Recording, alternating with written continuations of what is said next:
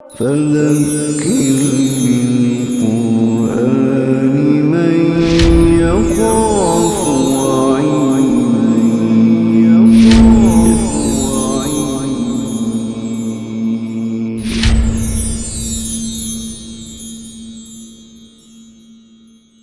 بسم اللہ الرحمن الرحیم.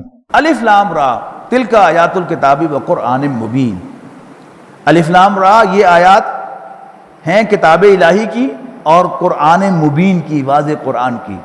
اور یہاں وہ ظلم جس کا میں نے سورۃ ہود کے شروع میں بھی آپ کو بتایا تھا کہ ایک قرآن مجید لے کر، نسخہ لے کر، اس کے صفحے گن کر 30 حصوں میں تقسیم کر کے تو وہ سپارے بنا دیے گئے تھے، اور ذرا بھی خیال نہیں رکھا گیا کہ اس سے صورتیں ٹوٹ رہی ہیں، آیتیں ٹوٹ رہی ہیں، جملے ٹوٹ رہے ہیں بس.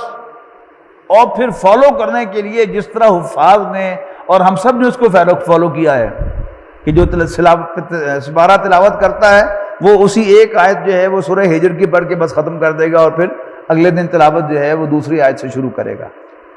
ربما یود الذین کفروا لو کانوا مسلمین. قریب ہے وہ وقت کہ شدید آرزو کریں گے وہ کافر، کاش کہ ہم بھی مسلمان ہوتے. ذرہم یاکلوا و یتمتعوا. اے نبی چھوڑ دو انہیں کہ کھائیں پئیں اور مزے کریں. وَيُلْهِهِمُ الْعَمَلُ. اور بہلاوے میں ڈالے رکھیں انہیں ان کی جھوٹی امیدیں. فَسَوْفَ يَعْلَمُونَ. ان قریب ان کو لگ پتے جائیں گے. وَمَا أَهْلَكْنَا مِنْ قَرْيَةٍ إِلَّا وَلَهَا كِتَابٌ مَعْلُومٌ. اور نہیں ہلاک کیا ہم نے کسی بستی کو مگر یہ کہ ان کے لیے پہلے سے طے شدہ ایک فیصلہ تھا لکھا ہوا. ما تسبق من امت اجلها ولا یستاخرون.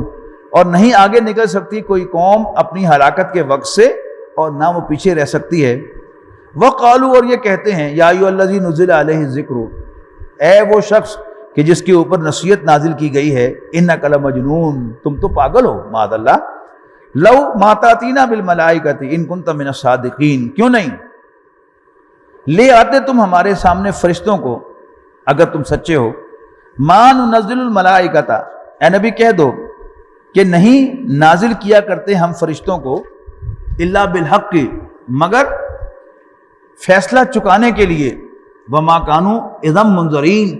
جب وہ وقت آئے گا فرشتے آئیں گے تو پھر انہیں کوئی مہلت بھی نہیں دی جائے گی. انا نحن نزلنا الذکر وانا له لحافظون. بے شک ہم ہی نے یہ نصیحت اتاری ہے اور ہم ہی اس کے محافظ ہیں. وَلَقَدْ أَرْسَلْنَا مِن قَبْلِكَ فِي شِيَعِ الْأَوَّلِينَ. اور یقیناً بھیجے تھے ہم نے رسول تم سے پہلے بھی پہلی قوموں میں. وَمَا يَأْتِيهِم مِّن رَّسُولٍ. اور نہیں آتا تھا ان کے پاس کوئی رسول إِلَّا كَانُوا بِهِ يَسْتَهْزِئُونَ. مگر یہ کہ وہ اس کا مذاق اڑایا کرتے تھے. كَذَلِكَ نَسْلُكُهُ فِي قُلُوبِ الْمُجْرِمِينَ. اسی طرح ڈال دیتے ہیں ہم یہ استہزاء مجرموں کے دلوں میں. لَا يُؤْمِنُونَ بِهِ. لہذا نہیں ایمان لایا کرتے وہ اس نصیحت پر.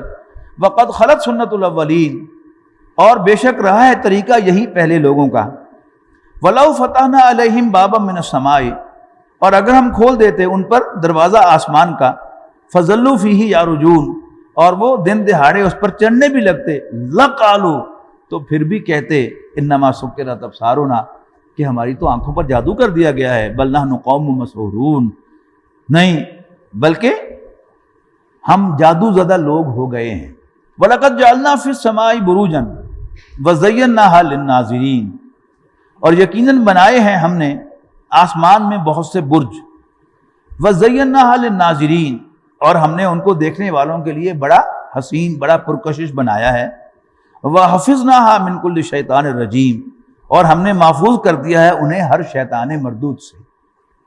إِلَّا مَنِ اسْتَرَقَ السَّمْعَ. اللہ یہ کہ کوئی چوری چھپے سننے کی کوشش کرے. فَأَتْبَعَهُ شِهَابٌ مُبِينٌ. تو اس کا پیچھا کرتا ہے ایک دہکتا ہوا شعلہ. وَالْأَرْضَ مَدَدْنَاهَا. اور زمین کو ہم نے پھیلایا. وَأَلْقَيْنَا فِيهَا رَوَاسِيَ. اور اس پر ہم نے ڈال دیے پہاڑ، بوجھ، لنگر یعنی پہاڑ. وَأَنبَتْنَا فِيهَا مِن كُلِّ شَيْءٍ مَوْزُونٍ. اور اس میں ہم نے اگائی ہر قسم کی متناسب چیزیں، پروپورشنیٹ چیزیں. وَجَعَلْنَا لَكُمْ فِيهَا مَعَائِشَ. اور ہم نے زمین پر تمہارے لیے معیشت کا سامان رکھا. وَمَن لَّسْتُمْ لَهُ بِرَازِقِينَ. اور ان کے لیے بھی کہ جن کو تم رزق نہیں دیتے. وَإِن مِّن شَيْءٍ إِلَّا عِندَنَا خَزَائِنُهُ، اور نہیں کوئی چیز کائنات میں مگر ہمارے پاس اس کے خزانے ہیں.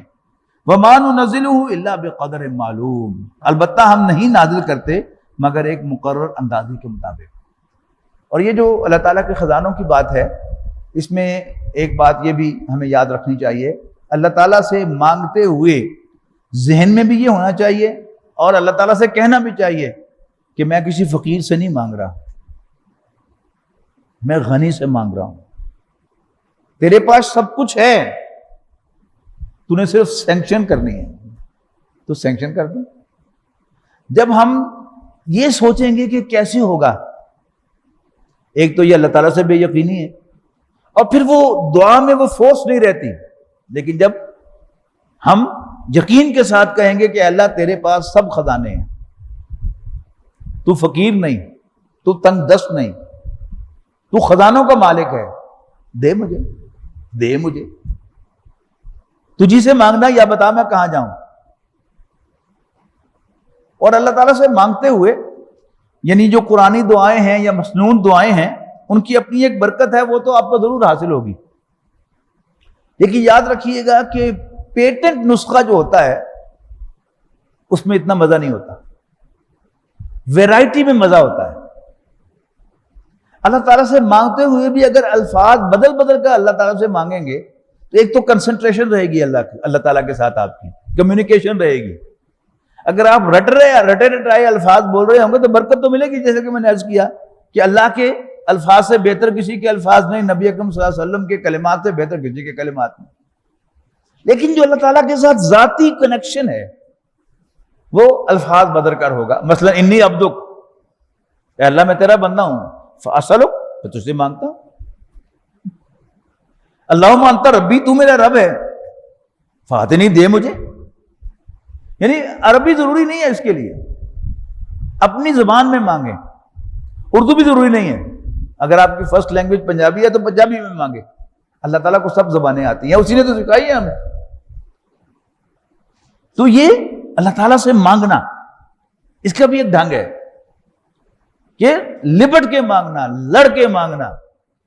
بندے کا کوئی حق نہیں ہے، لیکن مانگنا حق ہے. بہرحال اللہ تعالیٰ مانگنے سے نہ صرف یہ کہ وہ برا نہیں مناتا بلکہ خوش ہوتا ہے کہ اس سے مانگا جائے. وَأَرْسَلْنَا الرِّيَاحَ لَوَاقِحَ فَأَنزَلْنَا مِنَ السَّمَاءِ مَاءً، اور ہم بھیجتے ہیں ہواؤں کو پانی سے لدا ہوا، پھر برساتے ہیں ہم آسمان سے پانی. فَأَسْقَيْنَاكُمُوهُ، اور سیراب کرتے ہیں ہم اس پانی کے ذریعے تمہیں. وَمَا أَنْتُمْ لَهُ بِخَازِنِينَ، اور تم نہیں ہو اس قابل کہ اسے جمع کر کے رکھ سکو. وَإِنَّا لَنَحْنُ نُحْيِي وَنُمِيتُ، اور یقیناً ہم ہی زندگی عطا کرتے ہیں اور موت سے دوچار کرتے ہیں. وَنَحْنُ الْوَارِثُونَ، اور ہم ہی سب کے وارث ہیں. وَلَقَدْ عَلِمْنَا الْمُسْتَقْدِمِينَ مِنْكُمْ وَلَقَدْ عَلِمْنَا الْمُسْتَأْخِرِينَ، اور یقیناً دیکھ رکھا ہے ہم نے ان لوگوں کو بھی جو گزر چکے تم میں سے، اور بے شک ہماری نگاہوں میں ہیں بعد میں آنے والے بھی. وَإِنَّ رَبَّكَ هُوَ يَحْشُرُهُمْ، اور یقیناً تیرا رب ہی ان سب کو اکٹھا کرنے والا ہے. إِنَّهُ حَكِيمٌ عَلِيمٌ، یقیناً وہ بڑی حکمت والا، سب کچھ جاننے والا ہے. اب قصہ آدم ابلیس ہم نے پڑھا تھا سورہ اعراف میں 8ویں پارے میں، تو اس میں 6 جمع کریں تو اب 14ویں پارے میں اب پھر آ رہا ہے قصہ آدم و ابلیس. وَلَقَدْ خَلَقْنَا الْإِنسَانَ مِنْ صَلْصَالٍ مِّنْ حَمَإٍ مَّسْنُونٍ، اور ہم نے انسان کو سنے ہوئے سڑے ہوئے گارے سے پیدا کیا جس میں سے بدبو آتی ہے اور وہ سوکھ کر کھنکھنانے لگتا ہے. وَالْجَانَّ خَلَقْنَاهُ مِنْ قَبْلُ مِنْ نَارِ السَّمُومِ، اور جنوں کو ہم نے پیدا کیا تھا اس سے پہلے آگ کی لپٹ سے. وَإِذْ قَالَ رَبُّكَ لِلْمَلَائِكَةِ إِنِّي خَالِقٌ بَشَرًا مِّنْ صَلْصَالٍ مِّنْ حَمَإٍ مَّسْنُونٍ، اور یاد کرو جب آپ کے رب نے فرشتوں سے کہا تھا کہ میں ایک بشر بنانے والا ہوں کھنکھناتے ہوئے سنے ہوئے گارے سے. فَإِذَا سَوَّيْتُهُ، تو پھر جب میں اس کو سدھا پدرا کر چکوں. یہ 2 ہوتے ہیں نا کنسٹرکشن میں، ایک ہوتا ہے سٹرکچر کا بنانا، لیکن جب سٹرکچر بن جاتا ہے تو اس کی شکل بھی دیکھنے کو جی نہیں چاہتا. اگر وہ اینٹیں چنی ہوئی ہیں تو اس میں کوئی اینٹ باہر نکلی ہوئی ہے، کوئی اندر ہے، اور کہیں سیمنٹ باہر جو ہے وہ نکلا ہوا ہے، کہیں تھوڑا سا اندر اس میں ڈپریشن ہے. اسی طرح کوئی لینٹر ہے تو کہیں سے سیمنٹ جو ہے وہ باہر کو ابھرا ہوا ہے اور کہیں سے پانی فلو کر گیا ہے اور وہاں کھڈے بنی ہوئی ہیں. لیکن جب اسی کو فنش کیا جاتا ہے، فنشنگ کیا ہوتی ہے؟ کمی بیشی کو ختم کرنا. جہاں کمی ہے وہاں کچھ ایڈ کر دینا، جہاں زیادتی ہے اس کو ٹرم کر دینا، اسے کہتے ہیں فنشنگ. تو فَإِذَا سَوَّيْتُ، سوا کہتے ہیں برابر کو، اور سوا یسوی تسویتاً کے معنی برابر کرنا. تو جب میں اس کو سیدھا پدرا کر چکوں، وَنَفَخْتُ فِيهِ مِن رُوحِي، اور اس میں اپنی روح میں سے پھونک چکوں. یہ انسان کی تخلیق کے مختلف سٹیپس ہیں جو قرآن مجید میں کئی دفعہ بیان کیے گئے. سب سے پہلی ہے تخلیق. تخلیق کہتے ہیں اللہ تعالیٰ کے ان کاموں کو کہ جن میں ایک پروسیس کے ذریعے اللہ تعالیٰ کوئی کام کرتا ہے، اور وہ پروسیس جو ہے وہ ایکسپلوریبل ہوتا ہے، اس کو ڈسکور کیا جا سکتا ہے. یہ لفظ نوٹ کریں، ڈسکور. پروسیس تو ہو رہا ہوتا ہے پہلے، لیکن اس کو ڈھونڈ نکالا جاتا ہے، اس کے اوپر سے پردہ اٹھا دیا جاتا ہے، اس کو کہتے ہیں ڈسکوری. یعنی وہ ایک پروسیس ہوتا ہے جس کو ایکسپلور کیا جا سکتا ہے، ڈسکور کیا جا سکتا ہے، اور اس میں ایک ٹائم انوالو ہوتا ہے.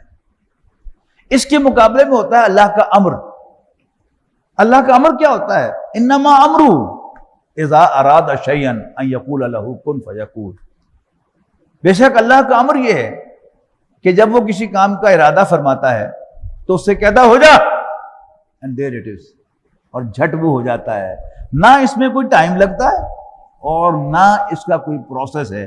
واضح کر دیا گیا قرآن مجید میں.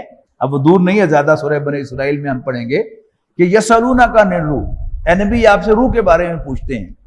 قل الروح من امر ربی، اے نبی ان کو بتا دو کہ روح میرے رب کے امر سے ہے، تخلیق سے نہیں ہے.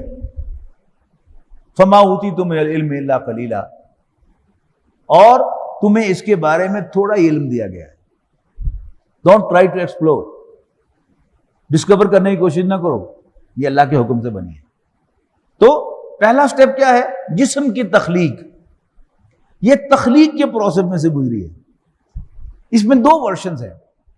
ایک ببلک ورشن ہے. بائبل میں جو انسان کی تخلیق کا پروسیس بیان ہوا ہے وہ یہ ہے کہ اللہ تعالیٰ نے 7 بر اعظموں سے مٹی اکٹھی کی، اس کو پانی کے ساتھ گوندا، اور گوند کر پھر آدم کا پتلا بنایا، اور پھر اس میں پھونک ماری تو آدم علیہ السلام زندہ ہو گئے اور وجود میں آ گئے. یاد رکھیے گا یہ ببلک ورشن ہے. حضرت عبداللہ ابن عباس نے انسان کی تخلیق کا یہی پروسیس بیان کیا ہے، لیکن حضور صلی اللہ علیہ وسلم کے ریفرنس سے نہیں. یہ نہیں کہ اللہ کے رسول نے یوں فرمایا کہ انسان ایسے پیدا ہوا. بات سمجھ رہے ہیں میری؟ تو وہ حضرت عبداللہ ابن عباس کا قول ہے، حدیث رسول نہیں ہے. اور ٹو آور سرپرائز، حیران کن بات یہ ہے کہ اتنے بڑے واقعے پر نبی اکرم صلی اللہ علیہ وسلم بالکل خاموش ہیں. کیوں؟ اللہ تعالیٰ نے تو بڑے زبردست الفاظ میں بیان کر دیا، وہ الفاظ کے جو اس ڈسکرپشن پر بھی فٹ بیٹھتے ہیں اور کسی اور ڈسکرپشن پر بھی فٹ بیٹھتے ہیں. اللہ تعالیٰ نے رسول اللہ صلی اللہ علیہ وسلم کو تو کوئی ویڈیو دکھا دی ہوگی، کوئی رویت کرا دی ہوگی، کوئی خواب دکھا دیا ہوگا کہ انسان یوں پیدا ہوا، لیکن اب وہ رویت نبی اکرم صلی اللہ علیہ وسلم کے لیے زبان سے ڈسکرائب کرنی ممکن نہیں کہ جس کے صحابہ سمجھ سکتے. لیکن وہ ایک تخلیقی پروسیس ہے، اس پر سائنس کے طالب علموں نے غور کیا اور غلط سلط جو بھی کیا، بہرحال وہ بھی ایک ورشن لے کے آئے.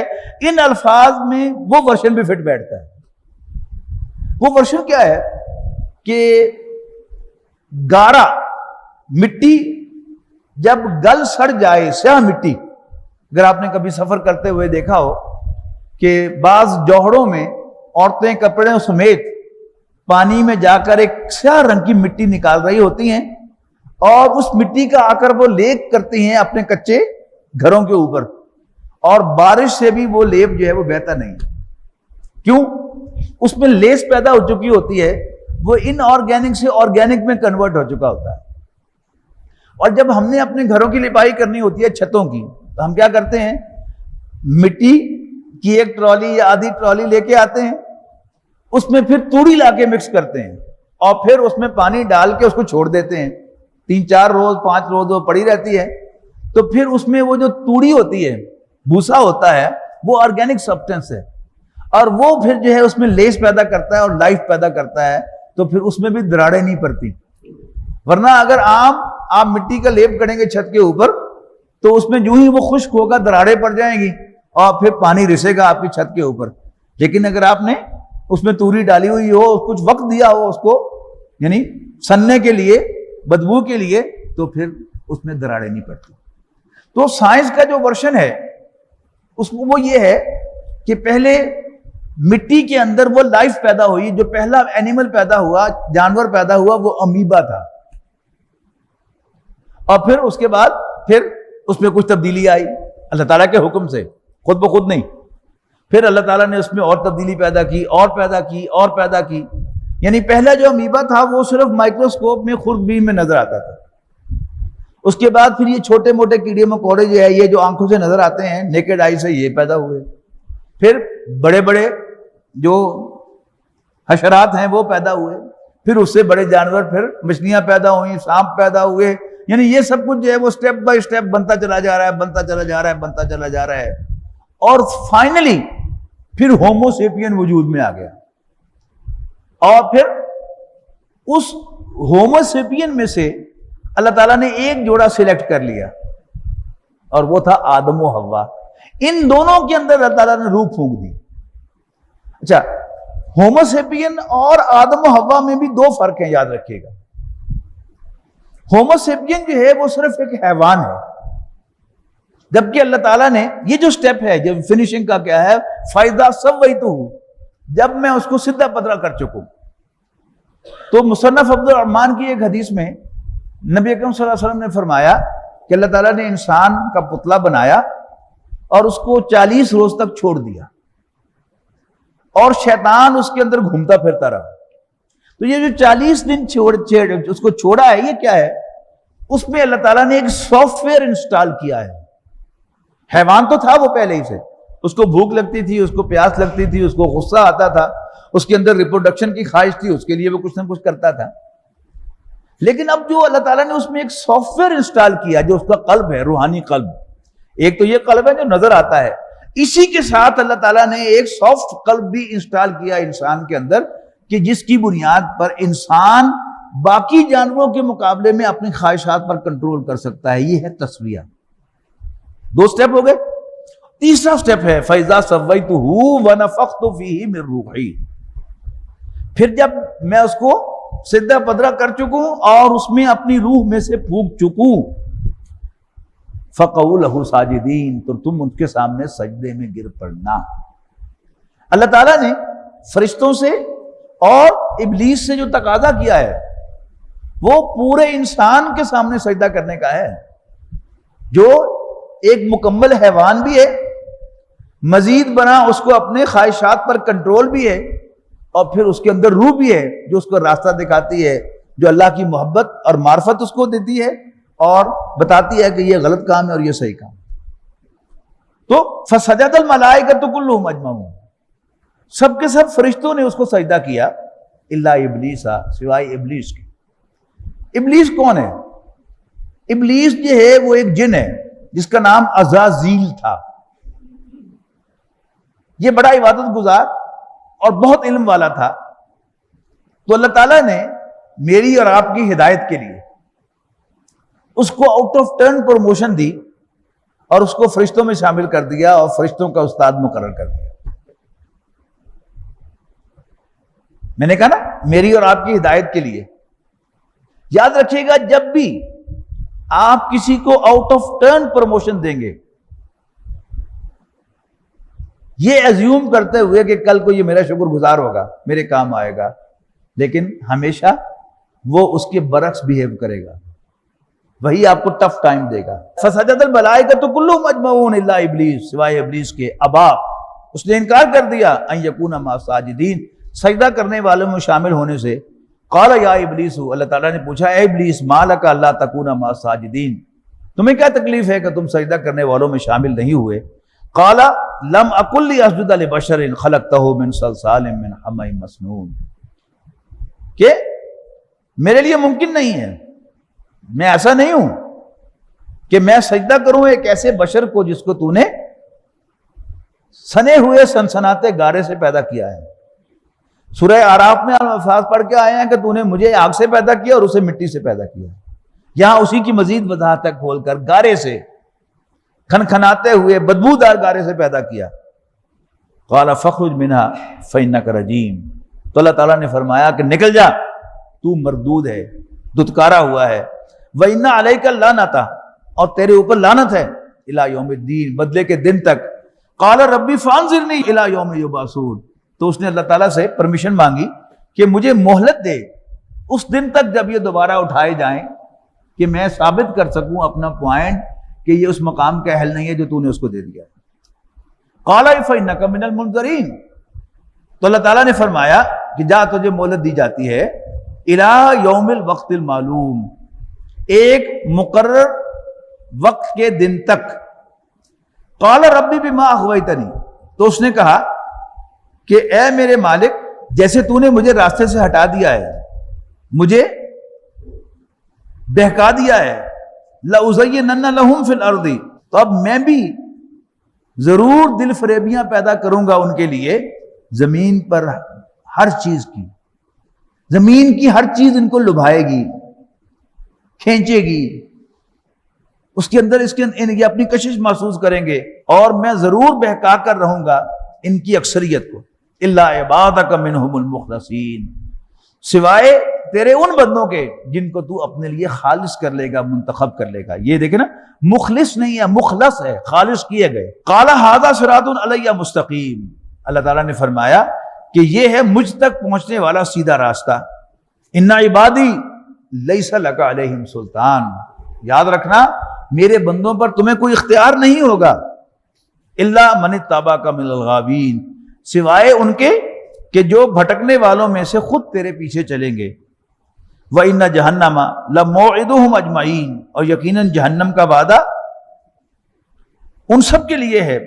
لَهَا سَبْعَةُ أَبْوَابٍ، جہنم کے 7 دروازے ہوں گے، لِكُلِّ بَابٍ مِّنْهُمْ جُزْءٌ مَقْسُومٌ، اور ہر دروازے کے لیے ان میں سے ایک حصہ تقسیم شدہ ہوگا۔